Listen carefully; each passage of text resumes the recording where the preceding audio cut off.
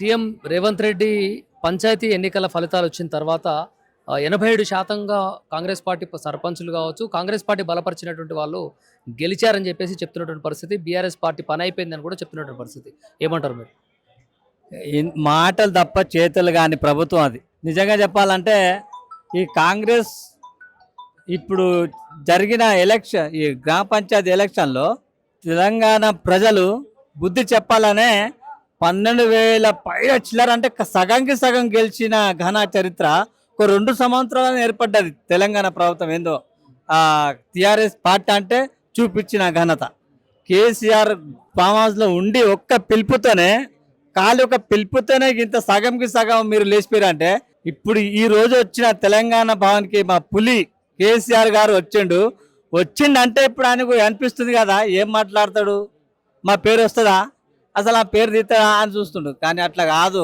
పులి బయటికి వస్తాడు 21వ తారీఖు అంటేనే ఆయన అసలు వాస్తవంగా చెప్పాలంటే ఏం మాట్లాడతాడు, ఏంది అని పెద్ద అసలు పరిశ్రమ పడ్డారు వాళ్ళు. ఇక అసలు ఎప్పుడు ఏంది ఇది అని ఒక మాట ఏంటంటే, చూస్తేనేమో ఇది 3 గిల్లెల బండిలా ఉంది, మీరేమో కాళ్ళు పోలియో వచ్చిన మాదిరి ఉంది.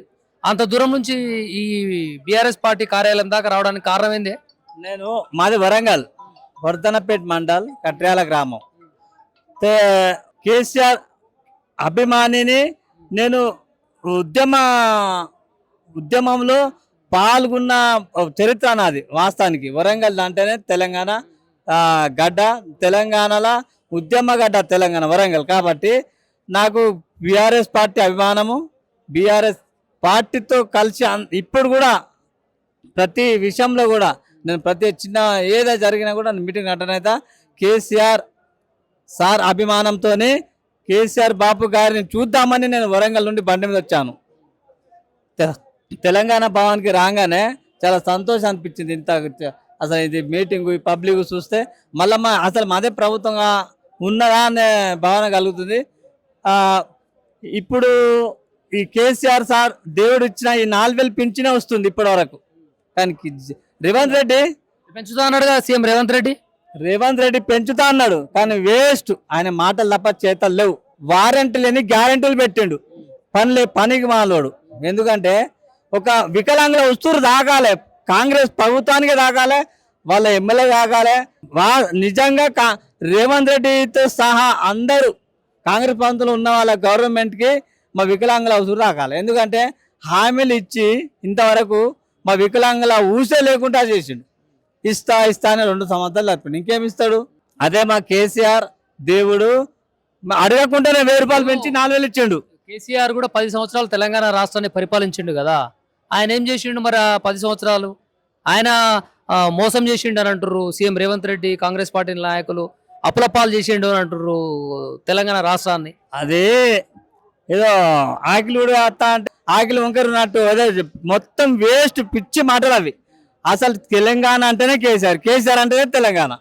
ఇది అందరికీ తెలుసు. అసలు ఇప్పుడు ఉన్న సీఎం రేవంత్ రెడ్డి గారు తెలంగాణ కేసీఆర్ సాధించకపోతే ఆయన సీఎం అవునా?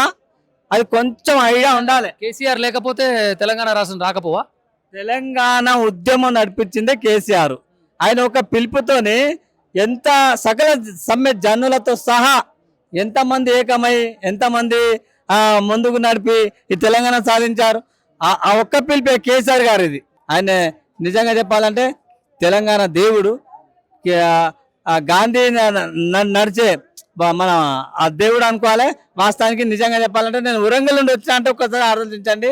ఇప్పుడు 6 గంటలు మెల్లగా తోలుకుంటా కేసీఆర్ బాబుని చూద్దామని వచ్చినాను. ఇప్పుడు నాకు అవకాశం ఇస్తే నేను కేసీఆర్ని కనీసం చూసి మాట్లాడదామని అనుకుంటున్నా.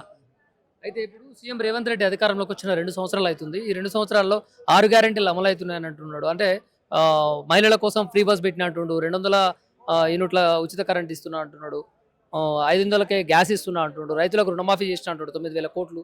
ఇవన్నీ మీ ఊర్లో వచ్చినాయని నీకు తెలిసి?